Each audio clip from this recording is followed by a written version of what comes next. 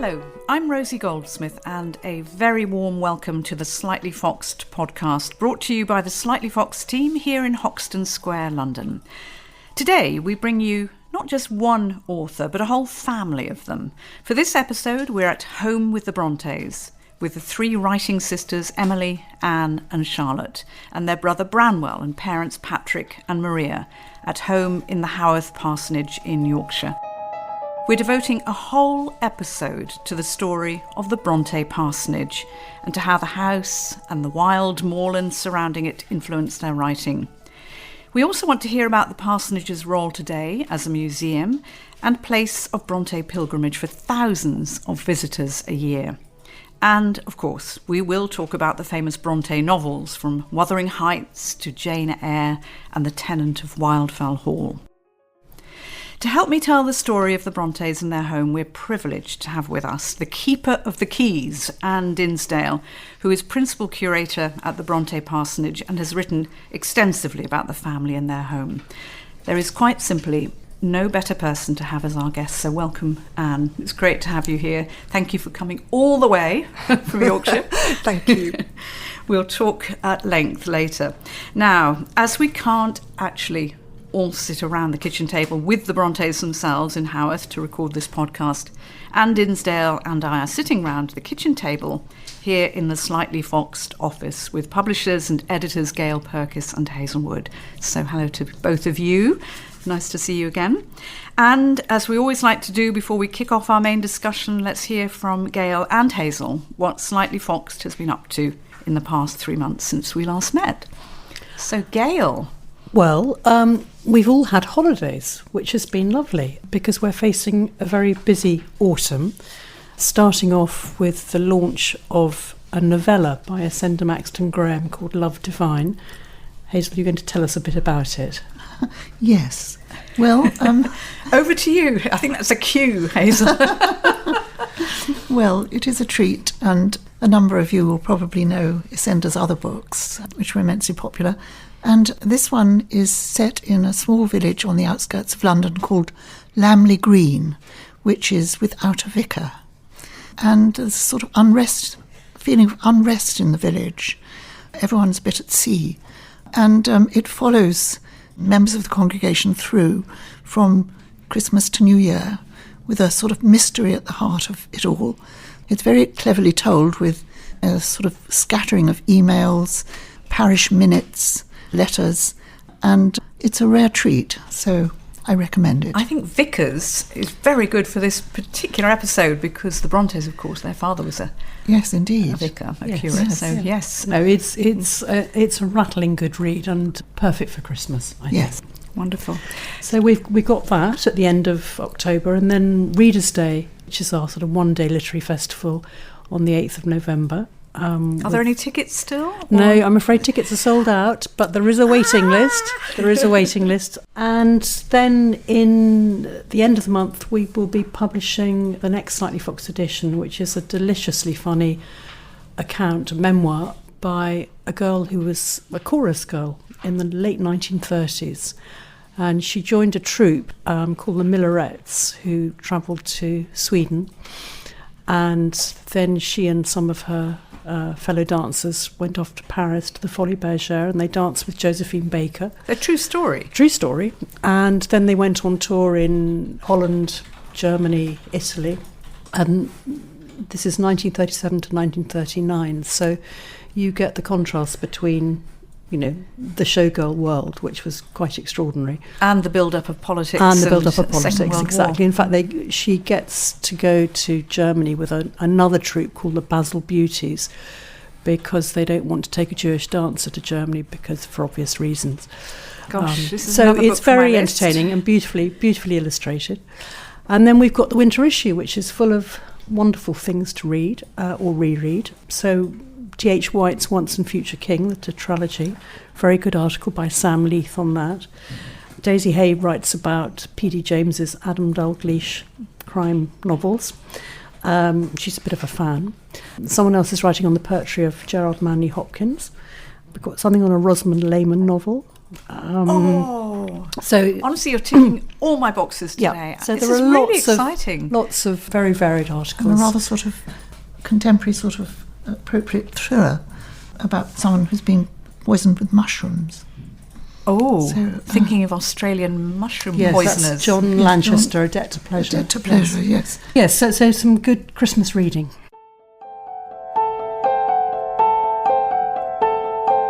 High waving heather, neath stormy blast bending, midnight and moonlight and bright shining stars. Now, 2018 was the bicentenary of Emily's birth, and the group, the Unthanks, set her poetry, her wonderful poetry, to music, composing what they called the Emily Brontë Song Cycle. And they actually played these on the piano in the Brontë Parsonage.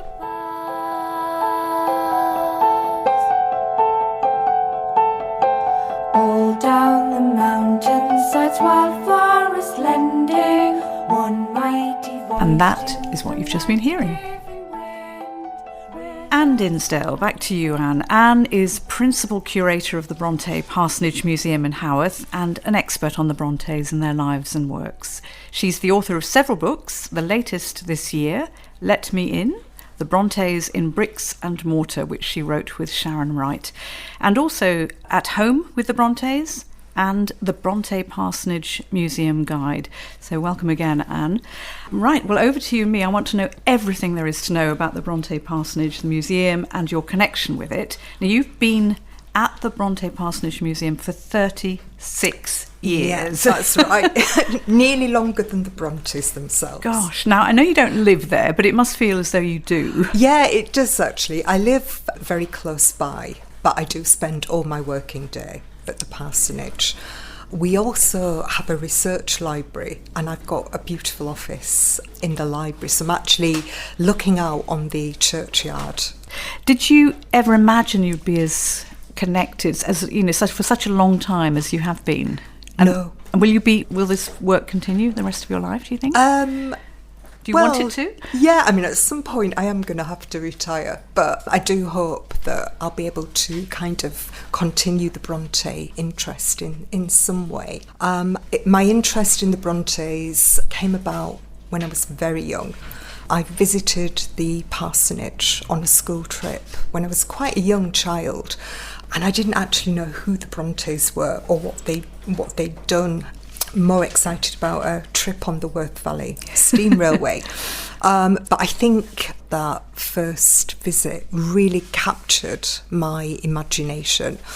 I'm one of three sisters, and I also have a brother. So that was Me too, actually. Exactly the same constellation. Right. Yes. Well, I think that was a connection. But it was the whole experience, the house, and that kind of feeling that the sisters had just walked out of the room that really inspired me. When did you get into the writing? When did you start reading the novels? I started with Jane Eyre when I was 11, so quite young. Early, Yeah. yes. It must have had an enormous impact on, if you understood it, I suppose, at that age too. Yeah, I mean, I probably understood it on a completely different level.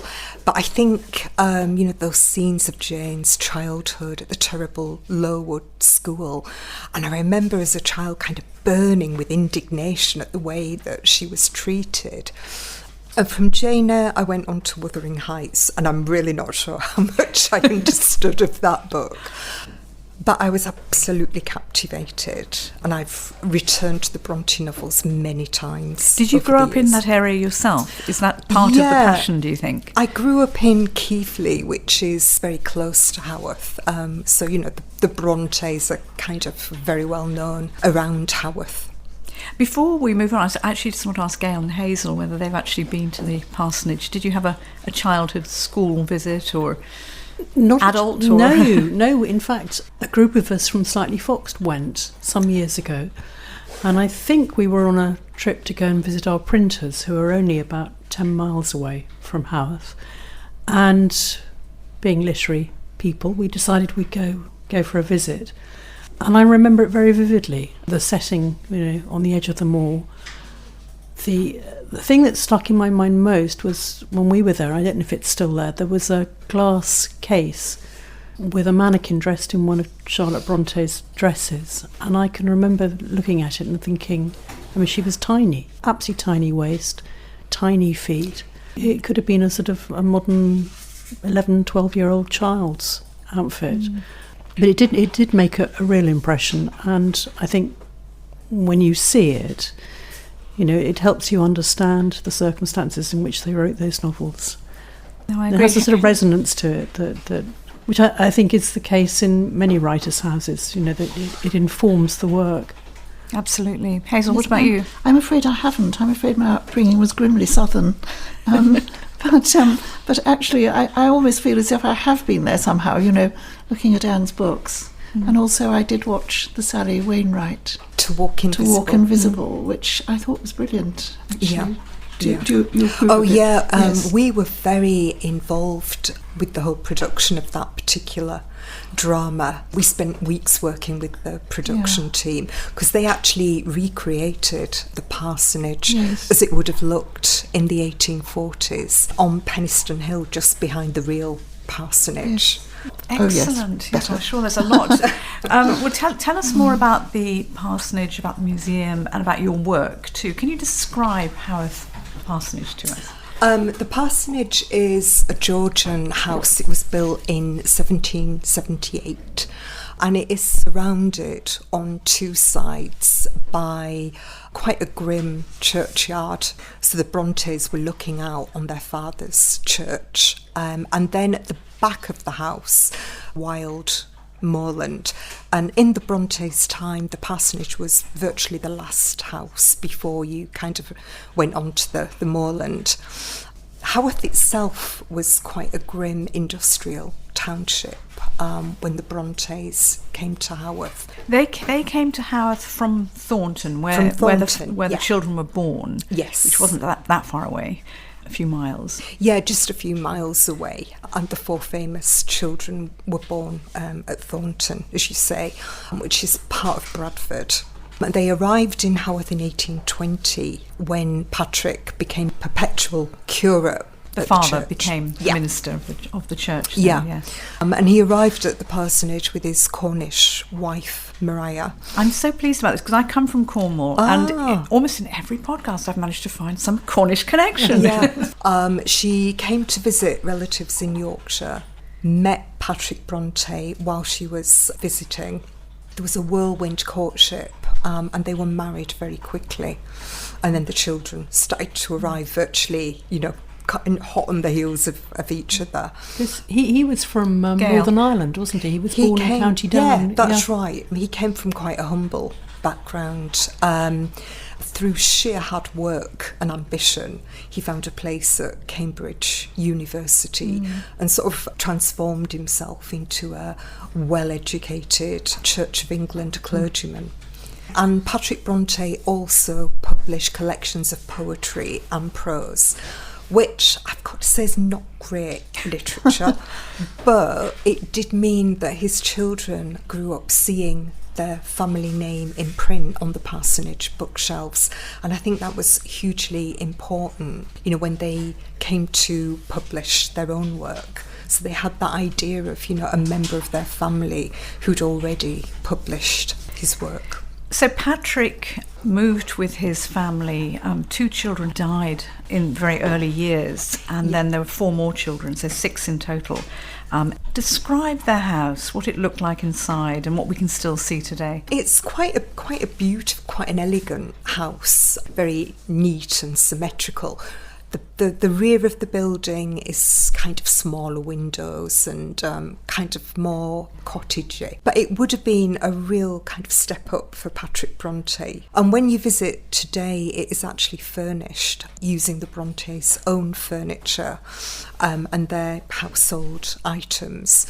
And as you go around the house, everything that you see on display has kind of come on a long journey, and it's been acquired by the Bronte Society over the years. So the Bronte Society is the organisation, the membership organisation that runs the museum, the parsonage. Right, that's right. The Bronte Society was formed in 1893, and they acquired the parsonage in 1928. So that is nearly 100 years ago. So, of all the 9,000 items you have in the museum, tell us a little bit about them. I mean, what are they? Are they clothes? Are they manuscripts? Are they It's a bit of everything, pens? actually. We obviously have first editions and books that were owned by the Brontes themselves. We've got manuscripts and letters. We've got a lot of clothing. We have the sisters' writing desks, a lot of needlework boxes and sewing implements in the collection. So it's a really quite a varied collection of material. Do you have the original manuscripts? Sadly, no. The manuscripts for Wuthering Heights by Emily and the 2 novels by Anne Brontë haven't survived. Charlotte's manuscripts were preserved by her publisher, and her manuscripts for Jane Eyre, Shirley and Villette are now at the British Library in London. Would you like to have them? Yeah, it'd be good. Well, you've got a lot though, but I imagine it is also quite a responsibility for you as custodian to be overseeing all this, to be responsible for this extraordinary place and these items. Yeah, well, the important thing is that these items are accessible to people, for everybody to enjoy. And we do work with, other organisations like the British Library. When new Brontë material comes onto the market, we kind of liaise and decide whose collection it best belongs with. How many visitors do you get a year, and what kind of people are they? I mean, I imagine there's a huge variety. Yeah, a huge variety. We get around 70,000 visitors a year at the moment, and they range from children coming on school trips, just as I did. Is it still obligatory in that part of the world to go? No, it ought to be. I agree. But we get a lot of families, and we get students, academics, just kind of everybody really. Interestingly, the Brontë tourism idea actually began quite early, didn't it? Because as you said, did. Charlotte herself was quite famous already in her lifetime. Yeah. And from what I can tell, and what I was reading in preparation this was because of the biography of Charlotte Brontë by That's Elizabeth right. Gaskell, which Yeah. had been commissioned by Charlotte's very own father. Yeah. Now, this came out a couple of years after Charlotte died.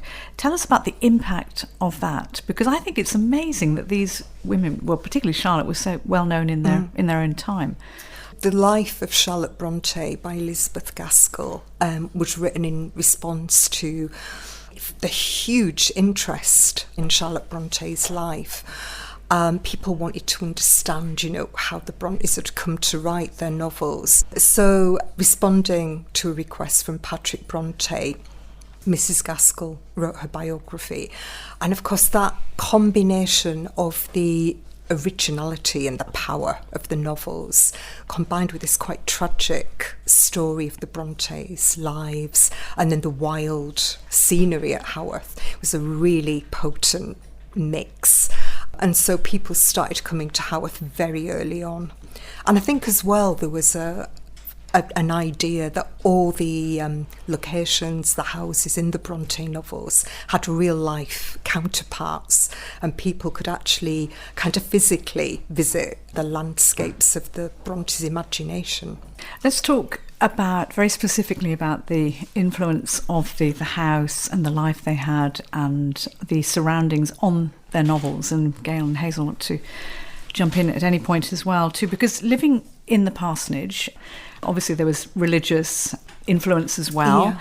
The houses were not particularly comfortable. They were, as you say, it was an industrial town. It was a very tough life, and they all died pretty young from illness, from tuberculosis mainly. So, how did they live, and how did they write, and how did the two connect? After their first disastrous episode of going away to the clergy daughters' school and the deaths of the elder girls, Patrick Brontë educated his girls at home, which meant that they got quite an unconventional education in that they were allowed to sit in on Branwell's more academic works. And out of lesson time, they created this rich imaginary world, and everything they read, everything they learned, all the village gossip. It all kind of fed into these imaginary kingdoms, which were kind of sparked by Patrick's gift to Branwell of a set of toy soldiers. And each of the children adopted a soldier, and they gave them names and characters. And they would act out sort of fairly childish plays with the soldiers, which got more and more complex and sophisticated. And they started writing and documenting the adventures of the soldiers. How old were they at this point? Charlotte would have been about 10 at that period. So they were all about just 1 year between Branwell each would other. have been 9, Emily 8, and Anne 6. And these extraordinary miniature books that corresponded in scale with the toy soldiers. And they would write their stories in the tiniest handwriting, which became like a secret code, because if their father or their aunt stumbled across any of these tiny books, they just wouldn't be able to read them. And I think those tiny books that they created at the parsonage in childhood kind of provided the basis for the adult novels. They were so kind of involved in their imaginary worlds that it never really lost its hold on them. Did they have much freedom as children to go out and walk, and or were they very protected? They did get quite a lot of freedom, and a daily walk on the moors was very much part of their routine. Their father was a great walker with a passion for the natural world around him, which he passed on to all his children. Do you have a very sort of Hazel. clear? Do you have a very clear picture of their father? Because I've read that he was sort of very strict, in fact, and this secret language was partly because he would have disapproved of what they were doing. I think he probably would have disapproved. But he was also of very some admiring of of them, wasn't he, as well, somehow? Yeah, he was a very, very complex personality. He admitted himself that he was eccentric, but felt that had kind of contributed towards, the way his children turned out. He was very politically minded, and he did pass on a lot of his interest to his children. I think he was a very inspiring character. Did he pass on a lot of his... obviously he would have talked about religion and so on, but if you think of the novels, how... some would call them amoral, but and not particularly religious. But how would you describe that influence on their lives? Well, I think for the time, I think he had a very enlightened approach to education, in that his girls, as well as his only son, kind of benefited from him passing on what he'd learnt at Cambridge. And he didn't censor, with a couple of exceptions, he didn't censor their reading.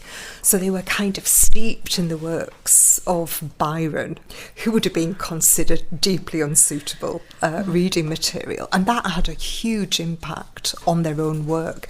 If you think about the characters in the novels, Heathcliff, Rochester, they are incredibly Byronic. Yes, no wonder I fell in love with them. Yeah.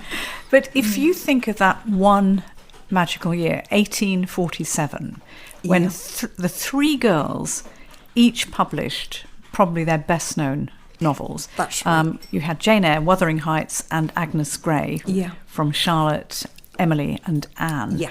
What a year. Yeah. Now, did they read to each other? Did they comment on each other's works? Did they influence each other? That year must have been extraordinary in their lives. I think it was. I mean, their very first publication actually appeared in 1846, but it was pretty much unnoticed, and that was a collection of poetry that they published under their pseudonyms Currer, Ellis and Acton Bell, with each sister retaining her own initials. And we do know that Charlotte had longed to be forever known as a poet.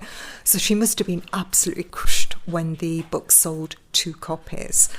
But I think it's remarkable that she never lost faith in herself as a writer. And she was largely responsible for kind of pushing her sisters into writing a novel. So although Jane Eyre had actually been written after her sister's novels, they did share their writing at that point. And we know that every evening they had this routine of walking around the family dining room table, reading aloud from their work and talking about their writing. Gosh, isn't this wonderful to hear this from your mouth? It does bring it all to life. And I'm just thinking of the images, that the pictures we have of them, of course, thanks to Branwell, who was a very talented painter. He painted his sisters, and not his father, I don't think, did he? No, he originally included himself in the very famous portrait, which is now in the National Portrait So you haven't got that Gallery. either? No, we haven't got that either. We have had it on loan, but he didn't get very far with his own portrait, maybe because the composition would have been quite crowded by a fourth figure. So he turned himself into a pillar, which is why it's often known as the pillar portrait. And over the years, the paint has become more translucent, so you kind of get this ghostly fourth figure emerging. Branwell was sort of, he was one of the sort of tragedies of their lives. That's wasn't right, he, really, yeah. as far as I could make out. In childhood, I think he was the leading light in all their family activities. He was considered to be the genius of the family, and he couldn't quite decide whether he was going to be a famous writer or a great artist. But as he became an adult, I think it became increasingly clear that he couldn't hold down even a relatively humble position. And in the end, his father became a quite hard act to follow, and he sought oblivion in alcohol and opium. Now, we've mentioned death and illness a few times, and I think, for me, this is, I knew this in the back of my mind, that they died young, but honestly, it was really quite hard to read it again, to read, that they died in their 30s, died of tuberculosis, and in fact there were 6 children, all of them died. Yeah. And then Patrick was the only surviving member. That's right. So he died much, much later. He lived into his 80s. So Charlotte died aged 38, so she lived the longest. Yeah. And she wrote Jane Eyre, Shirley and Villette, so 3 novels. She managed to get 3 in there. Yeah, and then there was The Professor, which was published after her death. Yes. And then Emily died aged 30, and she wrote in speech marks just one great novel, Wuthering Heights. And Patrick Branwell as he was known, he was 31. And then Anne was 29, and she published Agnes Grey and The Tenant of Wildfell Hall, which brings me to this question of how they lived and the proximity of illness and death. And it's such a heavy weight on their lives. Tell us what you think that did to them, the impact it had on them. Well, death is ever present. Would have been at the parsonage. We've already talked about the churchyard, their father's church, which they could see through the parsonage windows, where the family vault with their mother and their 2 older sisters was a sad reminder of death. And Haworth itself, I think people have a kind of idea of it, Wuthering Heights, purple heather, but it was actually very dirty, very overcrowded, and the average life expectancy was 25.8 years. Haworth compared with the worst of the London slum districts, statistically. Which, in an awfully ironic way, enhances their status, because they produce just these few novels, which of course are, I'm going to use that word, iconic. Yeah. But just think what they could have done. That's the other thing, isn't it? I don't know. Whether you think that the limitations, the pressures on them, because they knew that maybe they wouldn't live very long, actually, fired them up, whether this was part of their creativity. We do have, in the collection at the parsonage, we have a very, very moving letter, which is believed to be the last letter that Anne Brontë ever wrote, in which she quite bravely confronts the prospect of death. But she goes on to say that she wishes it would please God to spare her, because she's got many schemes in her head that she would like to live to bring about. And we can only imagine what they might have been. Let's talk a little bit more. We've mentioned it already in passing, of how their work was actually received at the time, because this is the wonderful aspect of all this. They were published in their day, and they were read. Yeah. And apart from the poetry, which obviously needs an even greater audience and probably does have many more admirers now today, but the novels themselves, they were published and they did have an influence and people read them.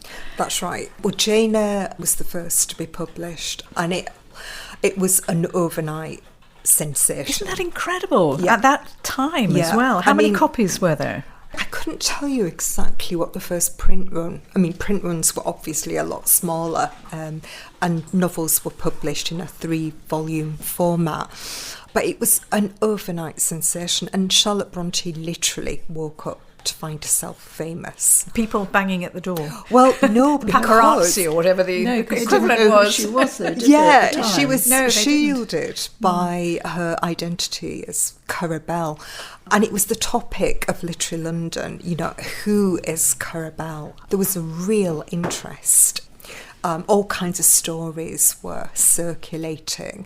One of them being that the novel had been written by a discarded governess of Thackeray, the novelist who Charlotte greatly admired, author of Vanity Fair. So there were all kinds of speculation and rumours going round London. Do you think that people were quite shocked? And obviously when they did find out who'd written these novels, which were sex, violence, the an incredible mix, to find out that these were daughters of a vicar. Well, it's interesting because everybody loved Jane Eyre initially, and then 3 months later, Wuthering Heights and Agnes Grey by Ellis and Acton Bell appeared. And people read them because there was this rumour that they were earlier productions of the author of Jane Eyre. And people were shocked by Wuthering Heights. I mean, it is a gut-wrenching sort of book, isn't it? It's it is. Brutal, it's violent. And it actually started to have an impact on people reading Jane Eyre. And suddenly people turned to reread Jane Eyre with fresh eyes and found all kinds of shocking aspects to the book which they'd not picked up on earlier. So there's a change in the reviews, and the book begins to be described as unchristian and unchaste.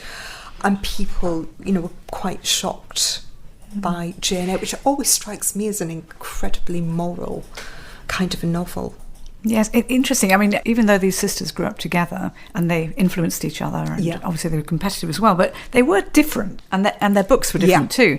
I mean, Anne, you could easily argue that Tennyson and Wildfell Hall is very, very different from the other novels. Yeah. How do you think that has helped their legacy, if you like? Because you can see them as completely different novels too. Yeah, I think Anne is writing with a very different intention than Emily and Charlotte. I think she wanted to make the world a better place, and I think she was the one who became disillusioned with the imaginary kind of games that they played in childhood much earlier. She was the one that spent more time out in the real world, and her second novel, The Tenant of Wildfell Hall, was probably considered the most shocking of all the Brontë novels, because it's written about a woman who is a wealthy heiress. She makes a very unsuitable marriage to a handsome rake who sets about kind of spending her fortune, and she actually runs away from him, taking her child with her, which would have been illegal at the time. Now, I know that when people are asked and put on the spot about what is their favourite Brontë novel, many people do mention that novel, and I'm going to put Hazel and Gail on the spot, and then you finally too. Okay. So, Gail, which is your favourite Brontë novel? Jane Eyre. Jane Eyre, and why?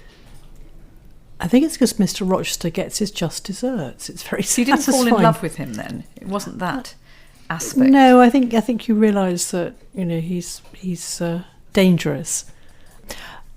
What also makes me say Jane Eyre is because Jean Rhys's Wide Sargasso Sea is such an incredibly satisfying backstory to the first Mrs. Rochester. I mean, it's not often, is it, that you get a classic that's then informed by a more contemporary novel. But reading the two together is a wonderful experience. Hazel, what about you? Yes, well, I've fairly recently read Villette, and I did really enjoy that. It's so different, but I know it's pretty autobiographical. About going to work in a school in Brussels and falling in love with the husband of the owner. That's right. And I just was terribly sort of taken, first of all, by, well, at the beginning, the portrait of that little girl and her father. There's something so mesmerising about her character just at that point. And also, the characters of Madame Beck and Mr. Paul, you can absolutely see them. Actually, I just thought that those two portraits were so, rounded and kind of powerful, really. Villette was 1853, so it's a little bit later in Charlotte's life. But I read that, and I agree. Yes. I think the characters in Villette were inspired by real people. Yes. And Charlotte admitted that she often took real places and people as a starting point. Yes. It's interesting that of her 4 novels, 2 of them were actually set in Brussels, which I think speaks volumes about the impact that experience. They had one foreign trip in their lives, and that was to Brussels. Yeah. How on earth did she cope after her 3 surviving siblings died? I mean, it must have been devastating. And then the poor father who, outlived them all by years. Well, you can tell from Charlotte's letters after the deaths of her siblings, it's just her and her father all day together at the parsonage. And they're both kind of looking out, watching for any sign of illness on the part of the other. It must have been a really, really difficult time for Charlotte, a really heartbreaking time, where she describes as letters, from the world beyond Haworth as being like a lifeline. And of course she turned to her writing to sustain her. She was writing her novel Shirley all the period that her siblings were sickening and dying, which I think accounts for it being quite a difficult book. But it's also, I mean, the fact that she was able to write in that time as well, too. And she was the only one who got married. That's right, yeah. I think Charlotte's an incredibly brave character. Yeah. So, Anne, I'm going to ask you, which is your favourite novel? I love Jane Eyre, and I would say it is my second favourite. But for me, it's Wuthering Heights. It's such an original and weird book. And I think there are a lot of people who read Wuthering Heights and don't like it. But I think if you do like it, it really kind of starts to obsess you. It's a life-changing book, I think. So we come to the present day. We're talking about reading now. And of course, you have readers, admirers, academics, researchers coming to the parsonage today. And you have some incredible people. I know that Tracy Chevalier is one of your great supporters and visitors. And what else is happening there today? Bring us up to date. 2025. Well, we have a very lively contemporary art programme. And we've currently just finished our Brontë Festival of Women's Writing, which Tracy appeared at. How many years has that been running? 15 years. Wonderful. Yeah, Gosh. and we've had some amazing people coming to talk and do events with us. Is it always women? Usually. Do men like the Brontes? Yeah, they do. They do. I've got to say it's predominantly women. I think that probably because of some of the film adaptations, there's a kind of belief that the novels are romances. But clearly, if you get back to the original text, they're not romances. That's another thing that you are responsible for as well, is overseeing and approving filming TV and films, either in the parsonage or of the novels as well. Tell us about that aspect of your working life. Well, I don't think we can either approve or disapprove, really. I mean, we welcome all new adaptations of the Brontes' works.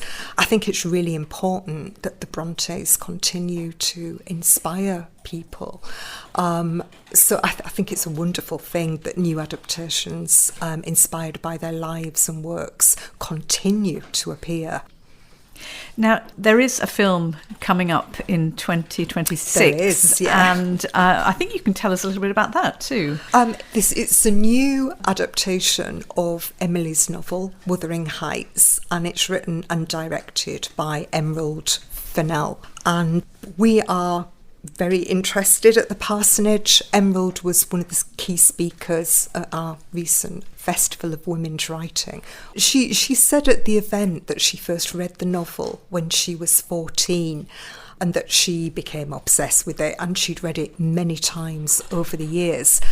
But for her adaptation, she's gone back to her 14-year-old kind of reading of the novel and based her adaptation on, her kind of feeling about the book at that time. I've seen the trailer.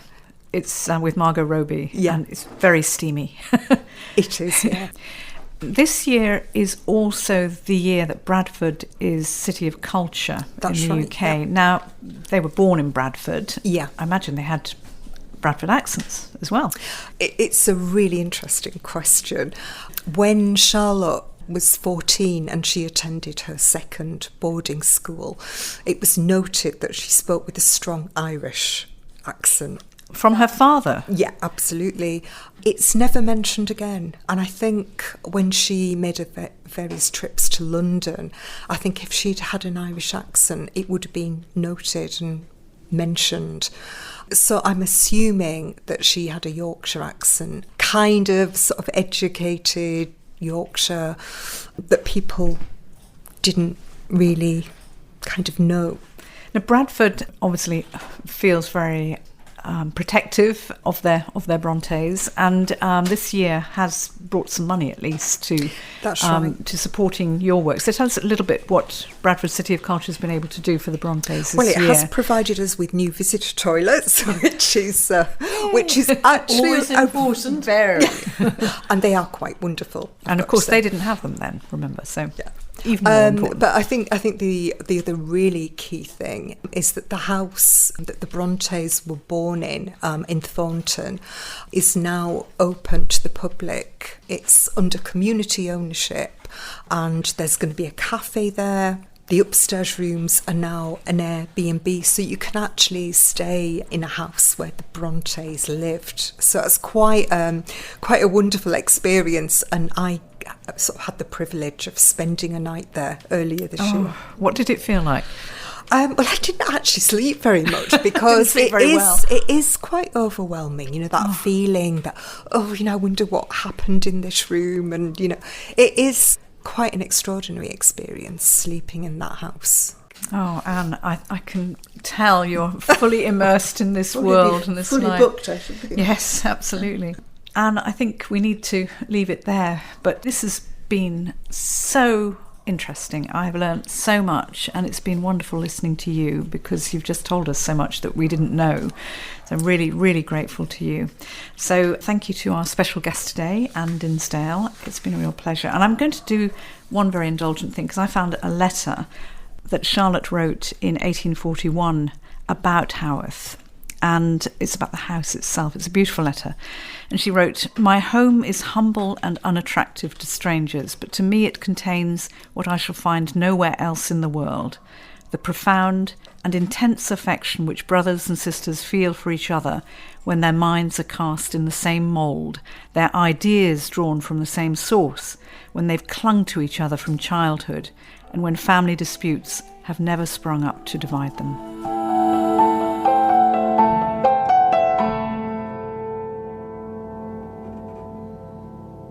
I think that's a lovely quote to end. So thank you, Anne, very much again. Now, to all of you listening, don't go away. Stay and join me and Gail and Hazel for our recommended reads after this short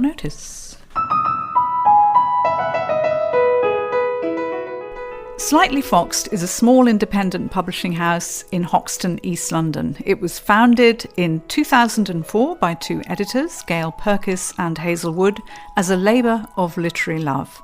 Slightly Foxed publishes a quarterly magazine which appeals to passionate readers everywhere who enjoy engaging with a wide range of excellent writing, past and present, fiction and non-fiction.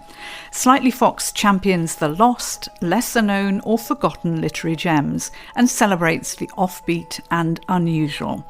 Its contributors are also an eclectic bunch. Some are well-known novelists, distinguished journalists or academics. Others come from very different walks of life. Slightly Foxed also regularly reissues out-of-print books that deserve new audiences. The quarterly magazine has a global readership and is always happy to welcome more readers. It's posted out 4 times a year to over 60 countries. You can take out an annual subscription at a very reasonable rate, and this also gives you free access to all the back issues and the whole digital archive. That's well over 1,200 articles. If you'd like to subscribe, do visit our website foxedquarterly.com, or if you'd prefer to talk to a human being in the office, then phone us in the London office. Contact details are on the website. Today, the Slightly Foxed family comprises magazines, books, newsletters, the annual Readers' Day, and our podcast. Do join us. And now for our recommended reads, which I know so many listeners love. And I'm going to ask Gail first what her reads are. Well, I'm going to be cheeky and have 2. The first is a really fantastic biography by Ian Collins of the writer Ronald Blythe, and we had a podcast about Ronald Blythe not long ago in which Ian Collins appeared, and when he did that podcast the book hadn't yet been published, but it has now. It's called Blythe's Spirit, and it is terrifically good. I mean, Ronald Blythe was a chronicler of religion and nature and seeing the joy in everyday things, and he lived for 100 years, and he had an affair famously with Patricia Highsmith, although he was gay. He was a great mentor of Richard Mabey, friend of John Nash, Cedric Morris, the painters, Ian Forster. Born in poverty, he's almost a saint. He had a very active sex life when he was younger, which was quite surprising. But he sort of evolved into this rather magical person, wrote over 40 books, always lived in Suffolk. And the biography, it's so clever. It talks about his writing, and particularly Aikenfield, which was the book for which he made his reputation. And blissfully, it has really short chapters, which I can't tell you, with quite a fat book, you can read a chapter before bed and remember it and then carry on the next day. And the other book, which I haven't yet finished because it's even longer than the Blythe biography, is called The Brothers York by Thomas Penn, and it's a history of the War of the Roses, so Edward IV and Richard III, and it mercifully has a very large family tree at the beginning, because my goodness, the family relationships between Lancastrians and Yorkists was confusing. But it is a fascinating account of the period, of the deception that goes on, the switched loyalties, the constant rebellions and scheming, and it brings the whole of late medieval world to life. And my goodness, it was a turbulent time. Well, thank you very much. Hazel, what about you? What have you been reading?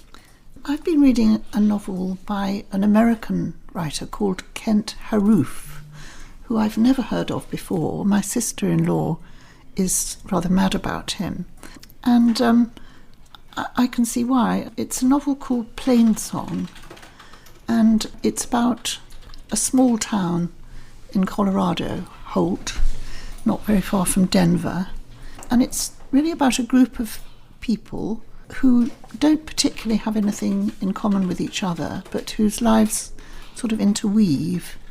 The real sort of engine of the story is the story of a 17-year-old girl who finds herself pregnant and has nowhere to go, and is chucked out by her mother, and she goes and talks to her teacher, Maggie, and who has the rather sort of inspired but very unusual idea. She takes her out and introduces her to a couple of old farming brothers who are unmarried and who've lived there on their farm for, all their lives, really. And they're sort of inarticulate but kind, and a strange sort of relationship does grow up between them and this girl. They become totally fascinated and dedicated to her and her baby. And it's very, very moving, and I can see why it's called Plain Song. It's very sort of spare writing. It's not about anything extraordinary. It's about the small acts that change people's lives, really. And you do sort of come away feeling somehow the better for having read it. So this is a new name for me, this author.